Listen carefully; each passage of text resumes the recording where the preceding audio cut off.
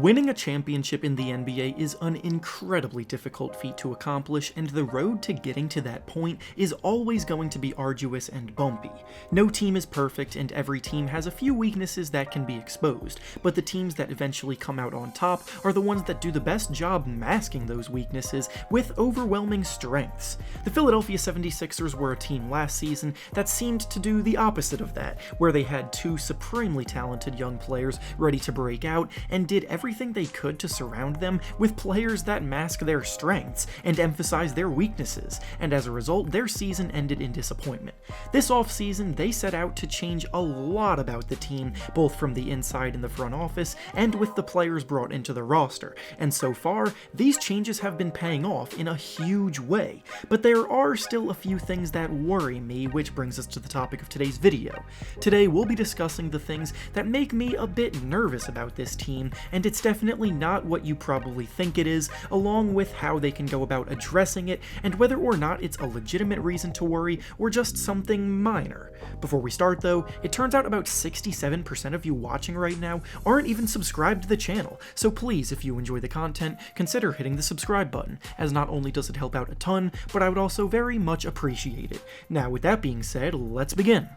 The difference between last year's Sixers and this year's Sixers is really night and day, and one of the biggest yet most simple factors making this so is the fact that they replaced the players that didn't really fit on the team with players that fit exceptionally well, alongside the team's two franchise cornerstones, Joel Embiid and Ben Simmons. Players like Al Horford, who clogged the paint and didn't really provide reliable floor spacing, and Josh Richardson, who struggles as a perimeter shooter and works much better as a slashing offensive type of player, didn't really work that well alongside them, so Daryl Morey and the Sixers replaced those two with players in Seth Curry and Danny Green that space the floor, knock down their shots, and play the roles needed far better. On top of that, the team has placed more emphasis on the development of Shake Milton, who seemed to always be in and out of the rotation last year under Brett Brown. They drafted Tyrese Maxey to develop as a shot creator, and they've instilled more confidence into role players like Furkan Korkmaz and Matisse Thybulle to be able to play to their strengths, being shooting for Korkmaz and perimeter defense for Thybulle.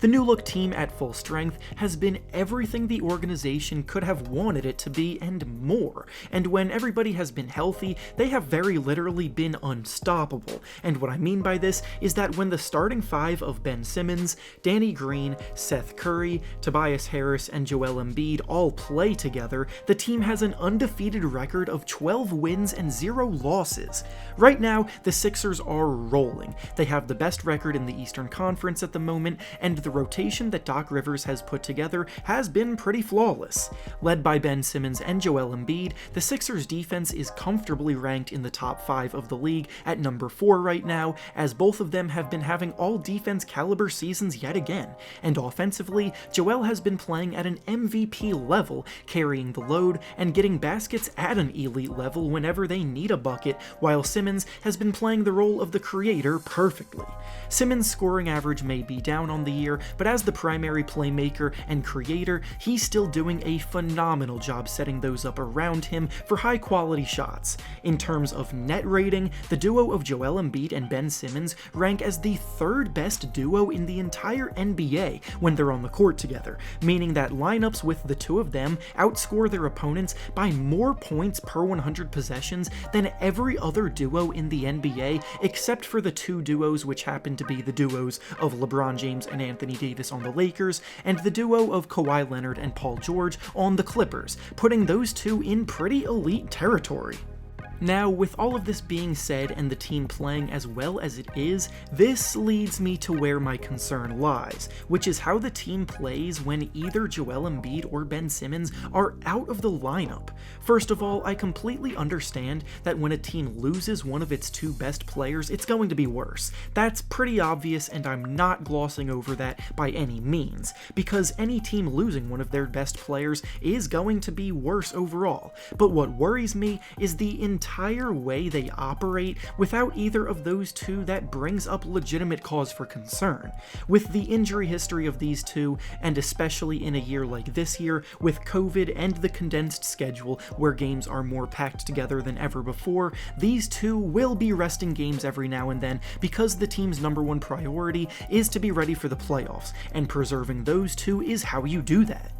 Because of this, the rest of the team will need to step up every now and then, and the results have shown so far that they can't do that. Now again, I'm not saying that the Sixers are supposed to just not miss a single beat without either of them, but at the very least, you want to see them compete. Teams like the Celtics have gone stretches without Jason Tatum this year, and without him they have struggled a bit, but at the very least, they competed hard and played close games, and even though they lost, they made those games close and competitive by working hard. When the Sixers are without either Ben or Joel, the games haven't even been close, and anyone watching can see clear as day that they just don't play with the kind of effort that they play otherwise. This is exemplified by a 24-point loss to the Cleveland Cavaliers without Embiid early in the season, a 15-point loss to the last-place Detroit Pistons without Embiid a few weeks ago, and just last night, Ben Simmons rested a game and the Sixers wasted a 31-point first half from Joel Embiid by giving him zero help whatsoever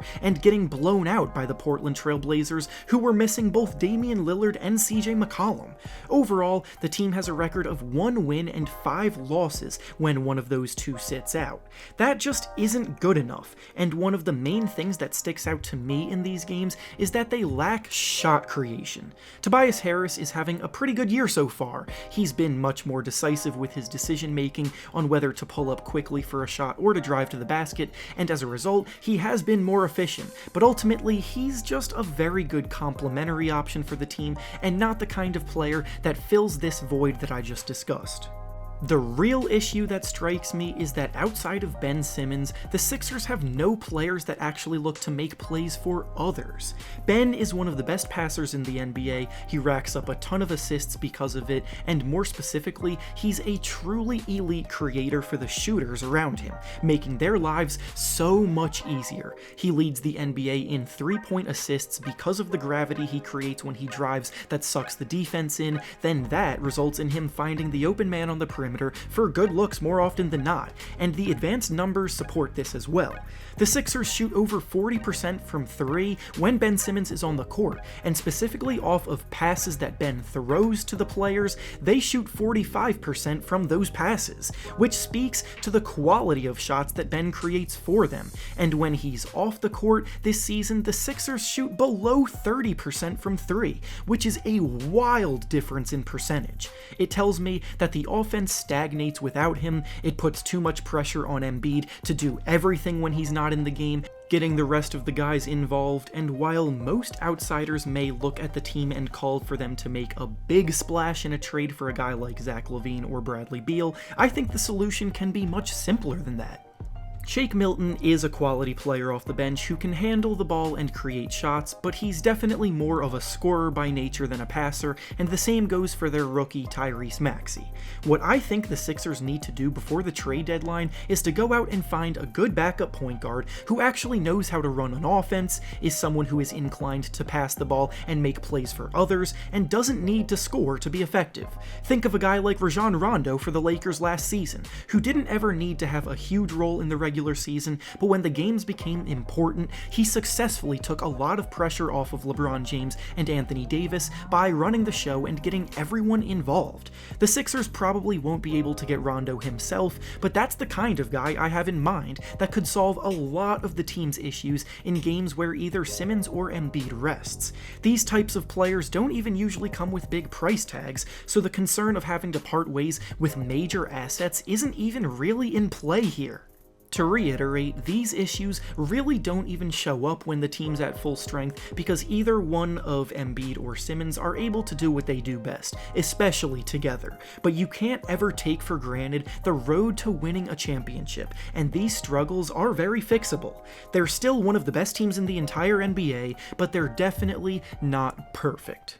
And with that being said, that's all I have for you today. Make sure to like the video, subscribe to the channel, and comment down below who you think the Sixers could go after in a trade. Thanks for watching, and I'll see you all next time.